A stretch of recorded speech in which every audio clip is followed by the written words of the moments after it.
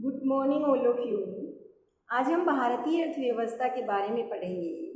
भारतीय अर्थव्यवस्था एक अविकसित अर्थव्यवस्था के रूप में है, स्पष्ट कीजिए। तो इसमें सबसे पहले हम देखते हैं कि अर्थव्यवस्था क्या है। तो अर्थव्यवस्था एक देश की वस्तुओं और सेवाओं के उत्पादन, उपभोग, व्यापार आदि क्रियाओं से जुड़ा हुआ तंत्र है, वो अर्थव्यवस्था कहलाता है। अर्थव्यवस्था की परिभाषा क्या हुई? एक देश की वस्तुओं और सेवाओं के उत्पादन, उपभोग, व्यापार आदि क्रियाओं से जुड़ा हुआ तंत्र है, वो अर्थव्यवस्था कहलाता है। स्वतंत्रता प्राप्ति के पश्चात भारत के समक्ष सबसे बड़ी चुनौती थी आर्थिक विकास की, क्योंकि उपनिवेश काल में अंग्रेजों ने भारतीय कृषि, व्यापार, उद्योग आदि को क्षति पहुंचाई थी। इसलिए आर्थिक विकास की एक मुख्य चुनौती भारत के समक्ष थी।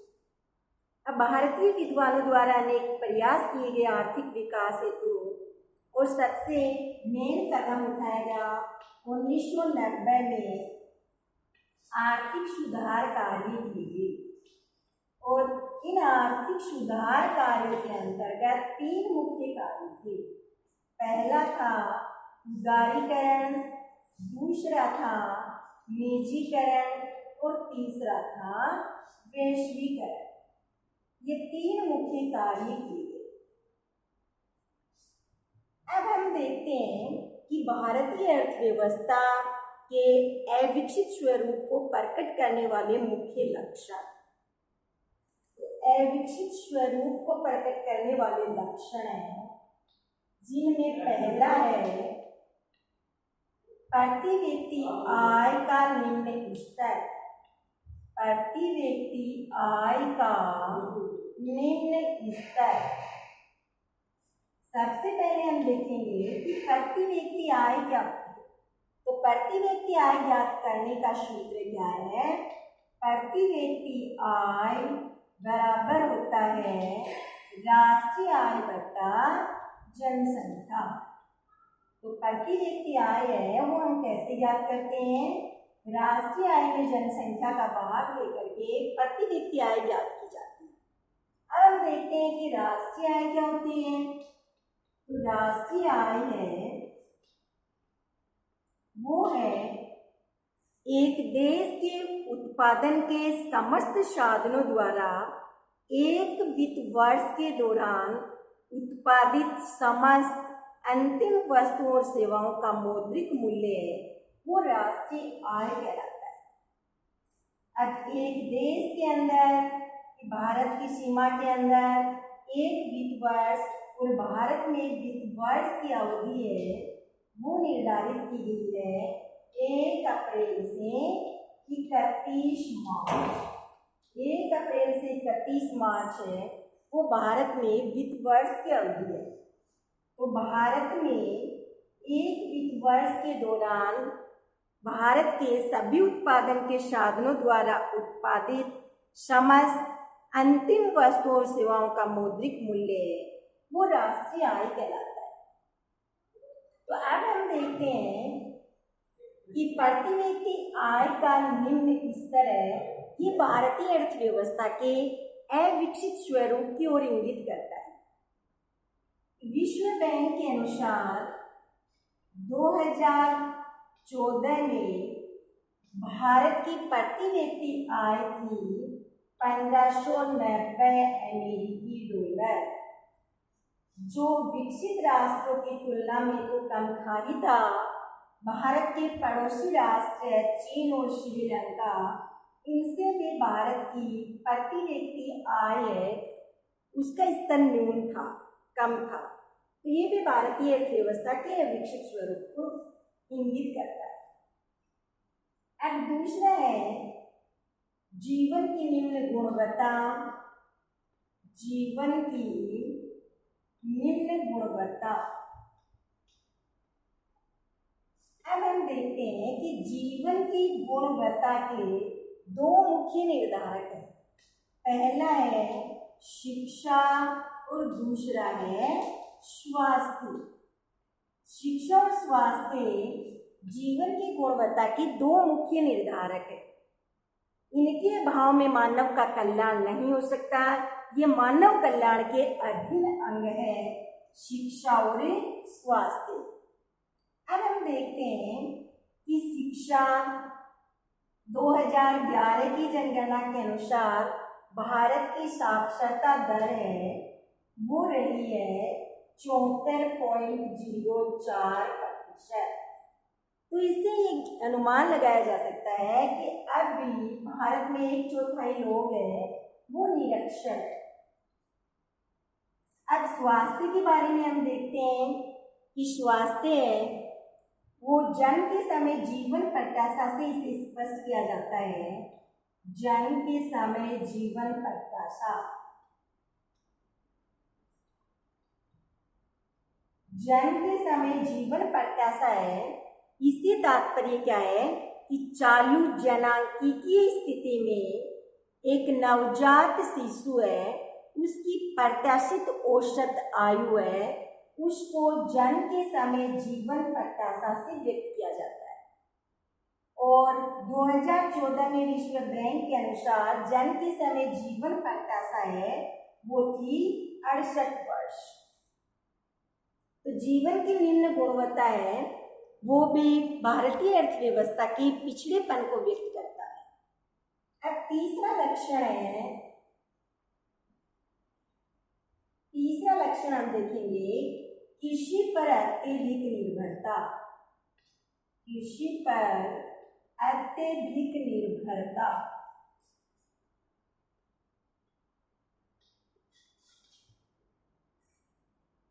कृषि पर अत्यधिक निर्भरता है वो भी अविकसित स्वरूप की ओर इंगित करता है।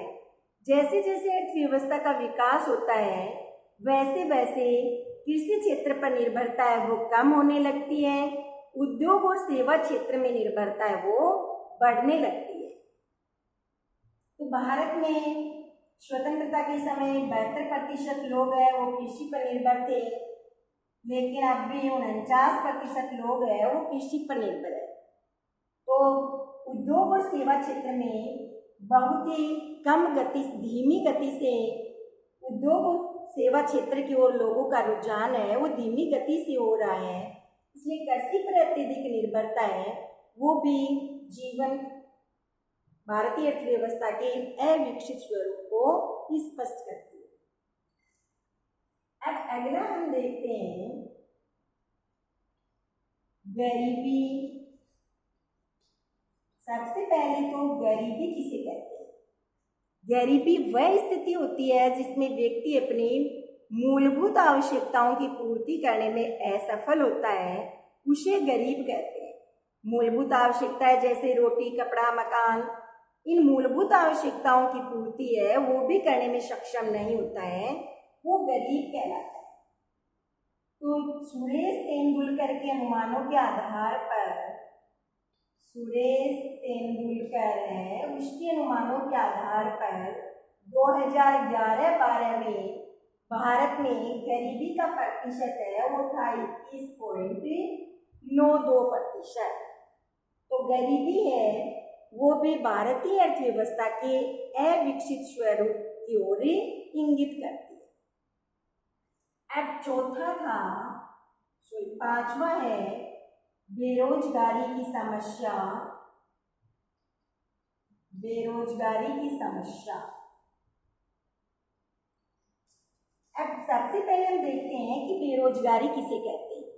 बेरोजगारी वह स्थिति होती है जिसमें व्यक्ति काम करने के योग्य होता है, इच्छुक होता है, लेकिन उसके अनुरूप उसको रोजगार नहीं मिलता है, वो बेरोजगार कहलाता है। अब भारत में दो तरह की बेरोजगारी देखने को मिलती है। पहली है संरचनात्मक बेरोजगारी और दूसरी है छिपी हुई बेरोजगारी। संरचनात्मक व छिपी हुई बेरोजगारी, ये दो तरह की बेरोजगारी भारत में देखने को मिलती है। अब देखिए संरचनात्मक बेरोजगारी है वो भारत की आधारभूत संरचना में परिवर्तन से है। जैसे जैसे संरचना में परिवर्तन होता है वैसे वैसे मांग में भी परिवर्तन होता है और मांग और पूर्ति दोनों में संतुलन नहीं बन पाता है। असंतुलन की स्थिति पैदा हो जाती है, वो संरचनात्मक बेरोजगारी होती है। अब दूसरी है छिपी हुई बेरोजगारी। छिपी हुई बेरोजगारी किसे कहेंगे कि जिसमें व्यक्ति काम करता हुआ तो दिखाई देता है लेकिन उत्पादन पर कोई प्रभाव नहीं पड़ता है, वो छिपी हुई बेरोजगारी कहलाती है। जैसे कि एक व्यक्ति है, एक किसान है जिसके पास 2 हेक्टेयर भूखंड है। अब इस 2 हेक्टेयर भूखंड पर 5 व्यक्ति काम करते हैं तो भी उत्पादन है वो मान लीजिए कि 50 क्विंटल होता है, और यदि इसमें 7 आदमी काम करेंगे तो भी उत्पादन होगा 50 क्विंटल। तो इसमें ये 2 जो आदमी है वो क्या हो गए, बेरोजगार हो गए। जो काम करते भी तो दिखाई दे रहे हैं लेकिन उत्पादन पर कोई प्रभाव नहीं पड़ रहा है। उत्पादन उतना ही हो रहा है जितना 5 आदमी कर रहे थे, उतना ही उत्पादन हो रहा है 7 आदमियों के करने से, इसलिए 2 आदमी है वो बेरोजगार हो गए। तो इस तरह की बेरोजगारी है वो छिपी हुई बेरोजगारी कहलाती है। भारत जैसे कृषि प्रधान देशों में छिपी हुई बेरोजगारी अधिक देखने को मिलती है। और अगला छठा लक्षण है वो है जनांकीय कारण। जनांकीय कारण, जनांकीय कारण। तो जनांकीय कारण सबसे पहले तो हम देखते हैं कि जनांकीय किसे कहते हैं कि मानव जनसंख्या का वैज्ञानिक व सांख्यिकी अध्ययन है वो जनांकीय कहलाता है। मानव जनसंख्या का वैज्ञानिक व सांख्यिकी अध्ययन है वो जनांकीय कहलाता है। अब जनांकीय कारण में पहला है जनसंख्या वृद्धि दर, जनसंख्या वृद्धि। दूसरा है शिशु मृत्यु दर, बाल मृत्यु दर, बाल मृत्यु दर, मातृ मृत्यु दर। इनका भी स्तर ऊंचा है कि जनसंख्या में भी वृद्धि हो रही है, यानी जन्म दर में वृद्धि हो रही है, और इसके साथ साथ में शिशु मृत्यु दर, बाल मृत्यु दर और मातृ मृत्यु दर है, इनमें भी वृद्धि हो रही है। इससे ये जनांकीय कारण है, ये भी भारतीय अर्थव्यवस्था के अविकसित स्वरूप के लक्षण को इंगित करता है। अब जनसंख्या वृद्धि दर जैसे मान लीजिए कि 2001 से 2011 तक का जो दशक है इसमें जनसंख्या वृद्धि दर रही है 17.64% दशक की वृद्धि दर रही है। तो उच्च जन्म दर है, जनसंख्या वृद्धि दर है, मातृ मृत्यु दर, बाल मृत्यु दर, शिशु मृत्यु दर है, इनके कारण भी भारतीय अर्थव्यवस्था है वो अविकसित स्वरूप की ओर इशारा कर रही है। और लास्ट है तकनीकी का पिछड़ापन। तकनीकी का पिछड़ापन कि भारत के पास उन्नत तकनीकी के अभाव में उत्पादन है वो कम हो रहा है कि उन्नत तकनीकी भारत के पास नहीं है, इसलिए उत्पादन है वो कम हो रहा है। पहले ये माना जाता था कि प्राकृतिक संसाधन की उपलब्धता से ही आर्थिक विकास होता है, लेकिन जापान के तीव्र विकास ने तकनीकी के उपयोग को सिद्ध कर दिया है, तकनीकी की उपयोगिता है उसको सिद्ध कर दिया है। तो तकनीकी का पिछड़ापन है वो भी भारतीय अर्थव्यवस्था के अविकसित स्वरूप को स्पष्ट करता है, इसकी ओर इंगित करता है। धन्यवाद।